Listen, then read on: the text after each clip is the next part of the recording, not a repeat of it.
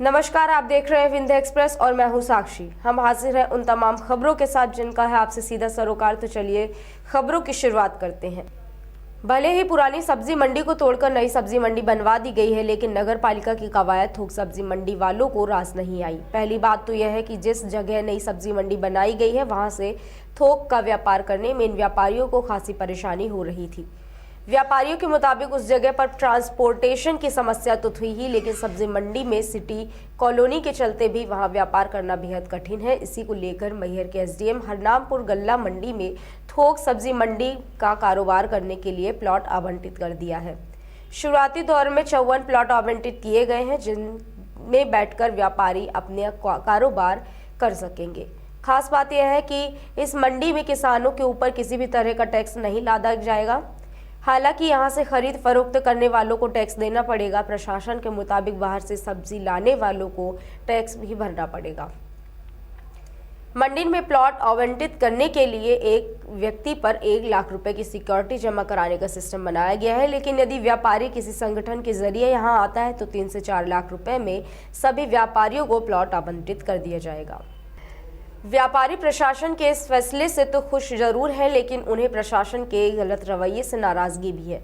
व्यापारियों के मुताबिक यहां पर जिस तरह से प्लॉट काट के व्यापारियों को दिए गए हैं उसमें धांधली की गई है। किसी व्यापारी को बड़े प्लॉट मिल रहे हैं तो किसी व्यापारी को छोटे प्लॉट। इस बात से व्यापारी नाराज भी नजर आ रहे हैं। बहरहाल अब नई सब्जी मंडी से कारोबार शुरू हो जाएगा।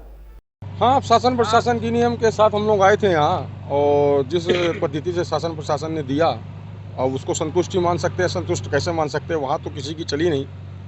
और चूंकि वहाँ कुछ लोगों को डबल प्लाट मिले थे तो वहाँ व्यवस्था नहीं थी, उन लोग पहले से कब्जेदारी थी इसलिए डबल मिल गए थे। अब चूंकि यहाँ बड़े प्लाट मिल रहे थे तो सिंगल ही मिलनी चाहिए था। कुछ पर्चियों को लेकर भी निराकरण उनका बार बार चेंज हुआ। जैसे अपन पहले 13 खुला तो बोले 14 किसी थोक वाले का खुल गया, उसको डबल देना है तो आपको 13 नहीं मिलेगा, आप फिर से पर्ची उठाइए। इस तरह की समस्याएँ थी। अब हो गया, कंप्रोमाइज़ किया है अपन ने किसी तरीके से, और अभी कृषि उपज मंडी वालों ने पीछे की व्यवस्था हटा के जिनको प्लाट पीछे कर दिया गया था उनको फ्रंट में रोड में अभी दिया है। बोला अपना तत्कालिक व्यवस्था आप बल्ली उल्ली गाड़ कर लीजिए, उस हिसाब से अभी चल रही है। और फिर देखिए अब कृषि उपज मंडी का क्या नया फैसला आता है। नहीं, अब संतुष्ट तो रहना ही पड़ेगा, अब फैसले की जगह नहीं बची। कल मुकम्मल जवाब कैसे मिल सकता है? अगर कोई चीज़ें किसी को रसगुल्ला परोस दिया जाए और उसके पीछे दही बड़ा दे दिया जाए तो कैसे मसला जमेगा? पहला मसला ये था कि कृषि उपज मंडी वालों ने जो प्लाट की कटिंग की उनको सुनिश्चित कटिंग करना चाहिए था, सबके लिए एक रूप से कटिंग करना चाहिए था।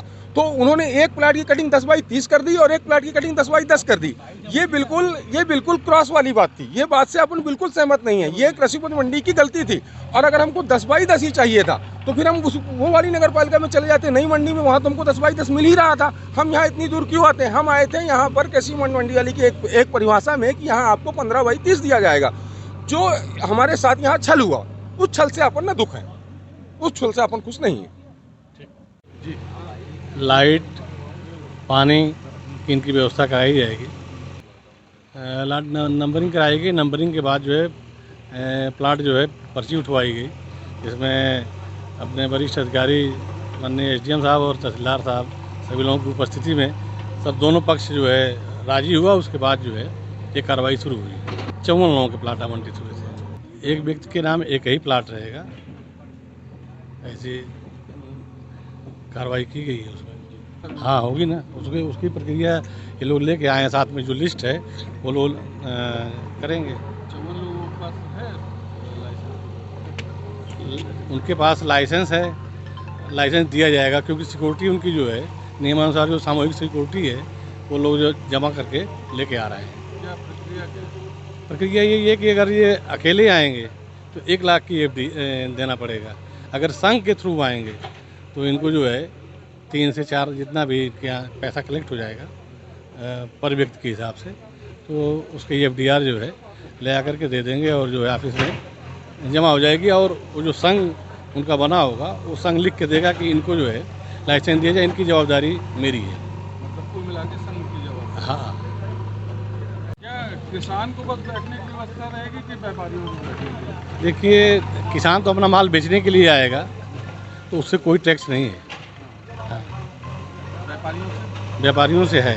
जैसे व्यापारी मान लीजिए प्रदेश के बाहर से माल मंगाया चाहे जबलपुर से भी माल मंगाया, अगर वो मंडी पेड नहीं है तो उसका जो है टैक्स पेड रहेगा। मतलब कुल मिला के जो ट्रेडिंग करेगा उससे टैक्स लगेगा, जी ऐसा है ना? बाहर से मंगवाए या भेजे, दोनों में से टैक्स लगेगा। जी हाँ, कौन तय करेगा इसका निर्धारण? हमारा स्टाफ करेगा, जो लाइसेंसी व्यापारी जो ये लोग काम करेंगे उस हिसाब से।